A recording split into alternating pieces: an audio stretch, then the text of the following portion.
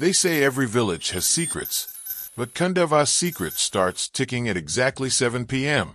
A bell tolls. Curtains are drawn, doors locked, and no one dares peek outside, because what follows isn't human, and it never forgets a voice. When Dev's mother vanished after dark, everyone called it fate. But now, a year later, Dev hears her voice again, whispering outside his door. This isn't a ghost story. It's a survival rule. And the first rule is simple. Never open the door after 7 p.m. Welcome to Basement 13. That tells you secrets and suspense stories. Every evening, Khandwa village plunged into a ritual of dread at exactly 7 p.m. The tolling bell echoed through narrow lanes and open fields alike, announcing, "It's almost 7 o'clock. Everyone head home. Lock your doors and windows." A palpable fear gripped the villagers. No one stayed out after 7. Windows shuttered, doors bolted, and the curtains were drawn tight. Nobody wanted to risk what lurked after sunset. Rana Sahib, the village's patriarch, walked the streets to ensure compliance. Walking up to Bola, he hissed, "Bola, is everyone heading in? You know what happens after 7, right?" Yes, Rana Sahib. Almost everyone's home by now," Bola stammered. "Almost isn't good enough. Get them in now. You too, be home before the bell stops." Over at Rana's home, a similar scene unfolded. His son Dev raced to shut the windows and doors. Rana barked, "Dev, make sure the curtains are drawn too." "Curtains, Papa? The windows are shut." "The curtains aren't for hiding from them. They're to stop us from seeing them, talking to them, or being fooled by them." Dev's mind buzzed with confusion, but their mother's memory still lingered. She'd been gone nearly a year.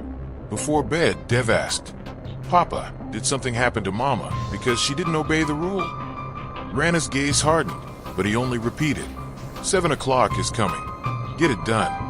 Dev hurried to hang the curtains, just in time, but as he fastened the final loop, he heard a voice call his name. "Dev, let me in." It was soft, so familiar. Dev froze. His heart pounded. He dashed to the door, yanked it open, and there was no one there. Behind him, the lights flickered and cut. Dev turned, panic-stricken. In the gloom, he caught sight of his father's silhouette. Rana whispered, "Don't say a word. Get inside." Dev froze. Was that her voice or something else? He stepped inside, and his father locked the door behind him. Dev's world shifted. The fear he half believed was now utterly real. Morning revealed nothing. No sign of anyone at the door. Dev's mother was gone. "She wasn't your mom," Rana said gravely. "That voice, it's not flesh and blood." Dev shook. He felt that voice in his bones. Still, the horror of the night left him restless. He needed answers about the voice, the rules, and the truth behind them. At dawn, Rana led Dev beyond the village edge. Thick trees rustled.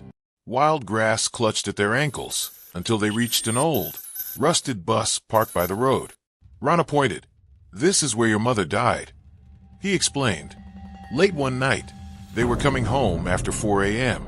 Every door was locked, so they hid near this bus. Dev's mother tried to help a lost child, but she never returned. I climbed in here. They surrounded the bus, hungered for blood, but never entered. Dev asked, "Why couldn't they come inside?" Rana pressed a finger to his lips. "It's a rule older than any of us. It's the 7 o'clock rule. After the bell, they can't cross certain thresholds.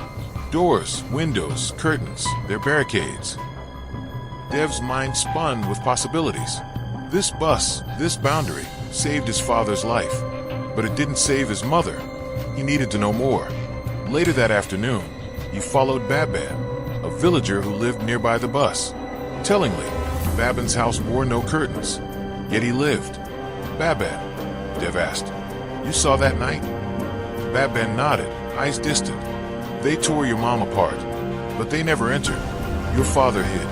They circled until dawn." "Why not enter?" Baban whispered. 7 o'clock, time's up. They can't cross lines until morning. You know what comes after that toll." Dev realized this wasn't superstition. It was law, supernatural law. He stared at Baban's open door. Dev's blood ran cold. The silent house waited. "Stay with me tonight." Baban urged. You'll see. Evening fell. The bell tolled again, 7 p.m. Dev and Baban stood near his open doorway. No curtains, no locks. The darkness beyond hunched alive. Then a voice. Baban, I'm here. Let me in.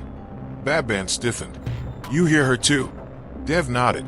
That voice, eerily identical to Dev's mother. Baban took a deep breath, walked to the window, and looked out. There, he whispered. A pale shape hovered, barely lit by moonlight. Dev fought the urge to bolt. The shape lifted one hand, beckoning. Come in, Baban. Baban swallowed. He turned to Dev. That's the trouble with doors left open. Dev felt terror bubble in his throat. Baban don't open, don't.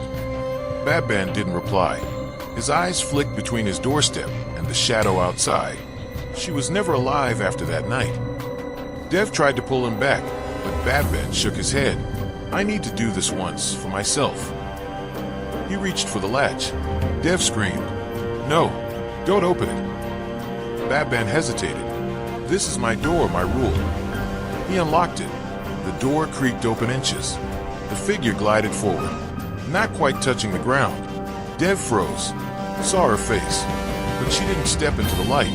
Instead, she stayed in the threshold, drifting like mist. Her lips moved. Where are you, Dev? Where are you? Dev's breath caught. She wasn't calling Baban now. Baban stepped aside. Dev backed away. Dev, the voice coaxed. The night pressed in. A gust rattled the door. The figure stopped. Dev. I waited. Dev's world teetered. Baban's silhouette trembled. Together, they stared as the door swung slowly, silently, open wider. Dev thought the rules would protect him. Lock the doors. Shut the curtains. Never speak to the voices outside. But what happens when the voice calling your name is someone you love? What if the evil doesn't need to break in? Because you've already let it inside. The village fears the night. But the real terror? It's how easily you trust the familiar. As Khandwa sleeps, the hour strikes again. It's 7 p.m., and someone new just opened the door. Then blackness swallowed the house.